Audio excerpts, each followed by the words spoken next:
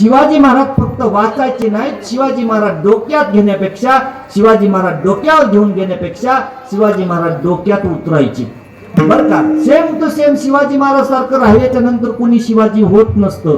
आता काय फॅशन निघाली बाबा. काय झालं, पोरं same to same Shivaji Maharaj सारखी दाढी ठेवायला लागली, पोरं same to same Shivaji Maharaj सारख्या कानात बाळ्या घालायला लागली. कुलप्याकडेच लक्ष सगळ्याचं चाललंय. काय शिवाजी महाराज सांगत हा,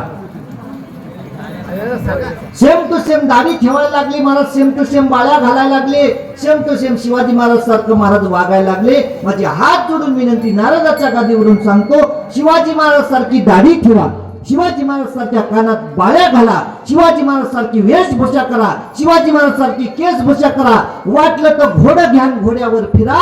पण या सगळ्या गोष्टी करत असताना एक माझी आठ आहे तुम्हाला, या सगळ्या गोष्टी करत असताना एका गोष्टीची दक्षता घ्या.